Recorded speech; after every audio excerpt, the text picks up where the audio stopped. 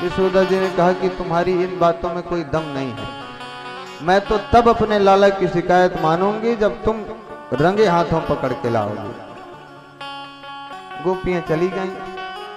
इनने गोपियों ने योजना बनाई कि इस बार तो अब भगवान को पकड़ के ही मानना है, इस बार तो भगवान को पकड़ कर ही ले चलेंगे। गोपियां गईं, जहां पे माखन रखे थे चारों तरफ घंटियां लटका दी कि जब ये आएंगे तो किसी घंटी में शरीर टच हुआ तो वो बजेगी, जब बजेगी तो हम पकड़ लेंगे। भगवान जब गए, ओहो, मतलब हमें पकड़ने की योजना है। होशियार हो गई हैं गोपियां। भगवान ने घंटियों को संदेश दिया, आदेश दिया कि घंटियों बजना नहीं कोई भी। अब भगवान का आदेश कौन नहीं माने बताओ। बोले ठीक है, नहीं बजेंगे। भगवान और पूरे ग्वाल बाल अंदर गए, घंटियां नहीं बजी। छींके में से मटकी निकाल ली, घंटियां नहीं बजी।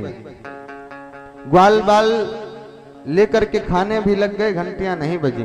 लेकिन जैसे ही श्री ठाकुर जी ने अपने मुख में नईक सो माखन रखो, सबरी घंटियां तड़ तड़ तड़ एक बार में बज गई। और गोपी ने आके पकड़ लिया। भगवान ने कही, चोरे घंटियों, मैंने मना की थी बजना नहीं, तुम लोग बज क्यों गई?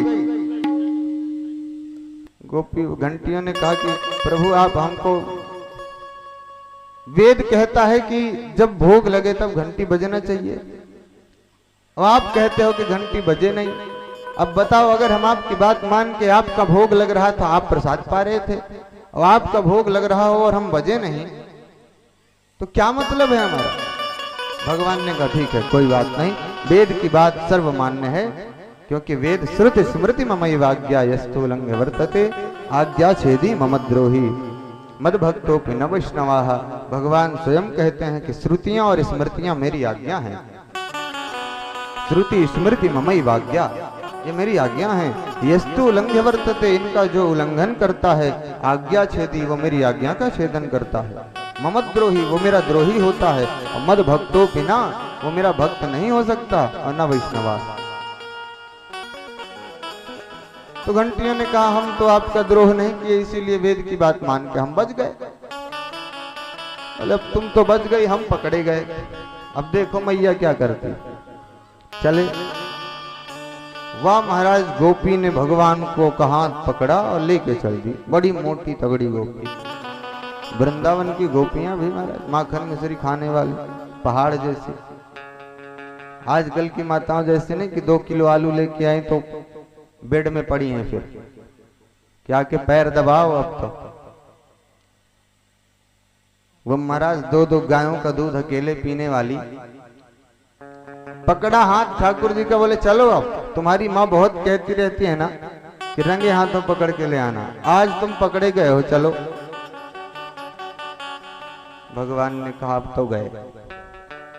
अब तो इतने में भगवान ने देखा कि एक भगवान का मित्र था जो उसी गोपी का देवर लगता था। उसी गोपी का देवर लगता था, भगवान का मित्र था, छोटा सा। और वृंदावन की गोपी वो घूंघट तो यहां तक करके जा रही थी, भगवान को पकड़ के यहां तक घूंघट डाल के यशोदा जी के पास लेके भगवान को जा रही थी। भगवान ने उसको बुलाया, ए इधर आना। वो पहुंचा, क्या बात है? बोले तुझे माखन दूंगा, चुपचाप मेरी बात सुन, अपना हाथ मुझे दे। भगवान ने उसका हाथ पकड़ा और गोपी से कहा कि भाभी जी, ये हाथ मेरा बहुत देर से पकड़े पकड़े दुखने लगा है, तो दूसरा वाला पकड़ लो ना, दूसरा वाला पकड़ लो। हाँ, उसने सोचा कि ठीक कहता है, छोटा सा बालक है, दुखने लगा होगा, लाओ दूसरा दो।